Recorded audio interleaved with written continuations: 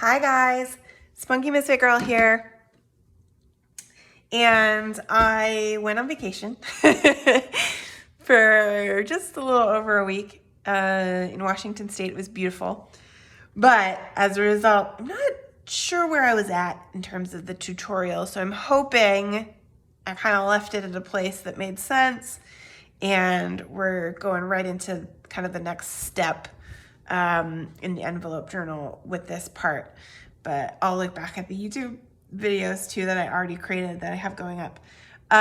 So I've got my journal basically ready, all the papers attached to my pages, my spine, which is just a piece of book cloth cut to the right size and glued in here on this spot here, and my papers all cut to size to fit right into this section right here. Those are gonna get sewed into this piece of book cloth.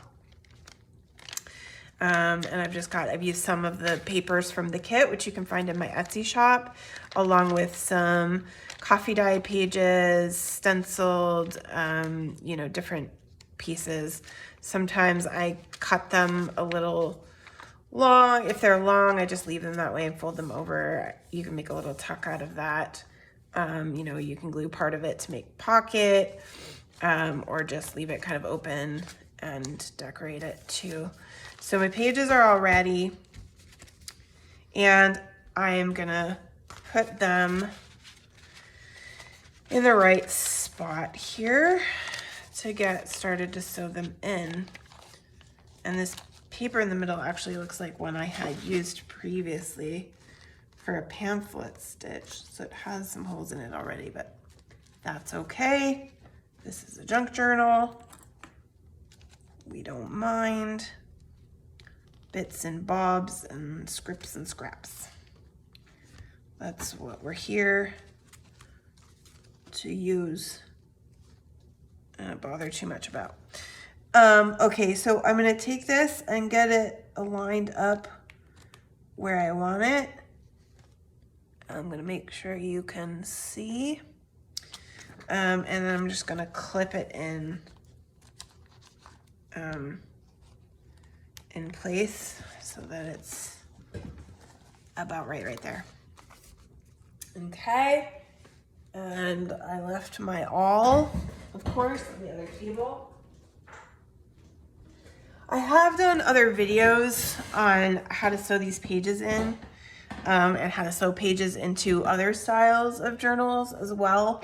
So, but it's always worth doing again, I think, because it's very hard to get it so that you can see exactly what I'm doing. So I'm just gonna go through it again. If you've seen this part already, you can skip this video. That's all I'm gonna do in this video. You can skip up to the next one if you know what you're doing.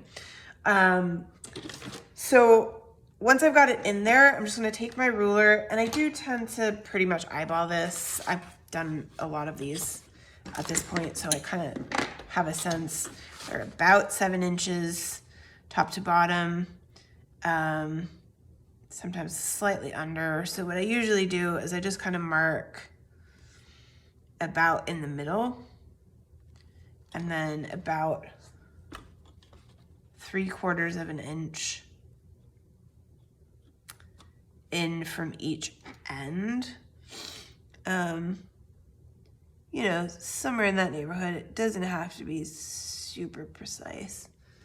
I kind of have a feel for where I like it these days. And then I just kind of eyeball the middle of those 2 sections that I've created.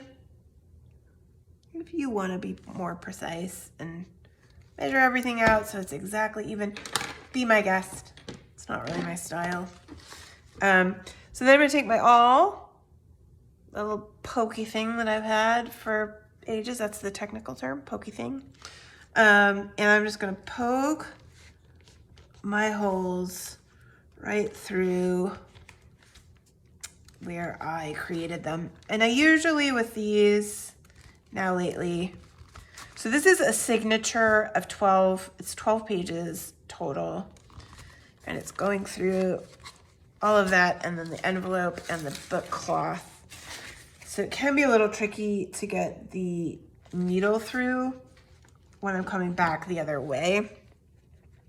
So what I've been doing is just before I start sewing, make sure I find the proper hole back from the other direction so that it's a little bit easier when I sew. My knife doesn't, or my needle doesn't want to get lost between those pages. And this is actually smoothly, and I just move that guy around a little, make that hole a little bigger, a little more, you know, all in one here. And there we go. Those are my holes, all ready to go. Turn this back right side up. I'm gonna take my bookbinding needle, which I've probably said before, has a nice giant eye in it. We don't like threading tiny little needle eyes around here. I'm gonna take my thread, which this is bookbinding thread. It's pre-waxed with beeswax. I like it that way so that I don't have to do it, but you know, traditional bookbinding, you could use a different thread and wax it yourself. Just drag it through beeswax. I don't remember what that does to it. Helps it do something, but it is stiffer and more sturdy. It's probably less likely to rip. And I'm gonna thread this nice big eye of my needle with my beeswax thread. I am going to start on the bottom hole from the inside and go out, hit you in the face, and I'm gonna leave a little, you know, decent sized tail. Oh, so, and what I forgot to say, of course, is the length of my thread is I was doing 3 lengths of the book, but I found that's really too much. So I've dragged it back to about 2.5. So then I'm just gonna come up through the next hole. Hope that my hole making works out well for me. Pull that sucker in. And it's very simple. It's just, you're just gonna work your way up, in and out. Make sure you don't get caught. Pull those tight.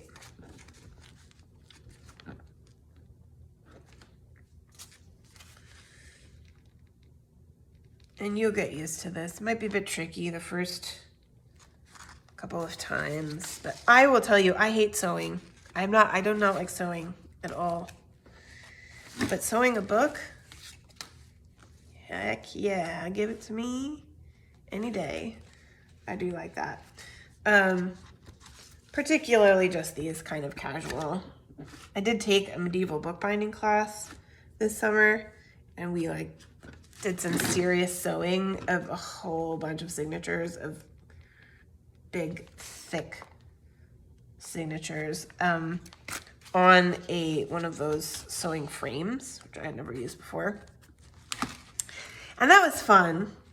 Also, I liked the sewing of the pages and the signatures. We also sewed the end band, which is this, in these fancy older books, is where the spine meets the cover. There's these little decorative edges that get sewed in. If you pick up a book, you'll see it. I don't have any right next to me to show you, but a nice hardcover book will have a little sewn in end band. And man, that was hard, and I did not enjoy that. Just kind of getting it through the in and out of the covers was very tricky. And then, you know, you had to pull really tight, and you had to get the pattern exactly right, or else you kind of ended up with a mess, which is what happened to me. Maybe I'll drag it out and show it to you at some point. If you want, let me know in the comments. All right, so I'm back down at the bottom. I've done this in various different ways, probably none of which is really the official right way to do this. I'm just pulling it back through, and so I've just pulled the needle with the thread back through the last stitch, and then I'm putting the needle through the loop that I've made just to make a little knot there. Just to hold that on the outside, and I'm gonna go back through to the inside to tie it off. And I like the way that looks. I like the outside. You know, some people cover these with lace or cloth or ribbon. I like to see my seams. I'm just gonna come right back up here.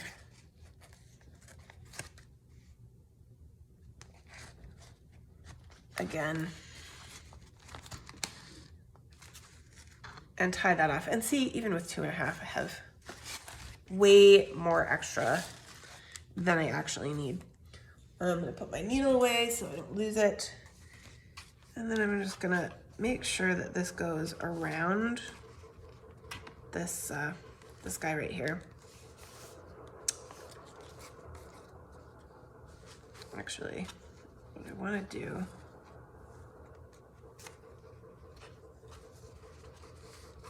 put both of these guys under. Yeah, there we go. So that it definitely goes around and helps secure that a little better. And then we're just gonna knot it up a couple times. No big deal. And we're done. Cut this off. Some people leave them long to put danglies on there. I haven't really gotten into that. Not a dangle maker yet. Who knows? There's still time. I'm just gonna leave that guy with those cute little tails and pull my clips off. And those are my pages for my opera journal. I could do the closure here now too. I guess I have that. I have my two. I don't know if I showed you the making of this. But anyway, I said earlier that all I was gonna do was the pages. So I'll do the closures in the next video. Thank you guys for watching.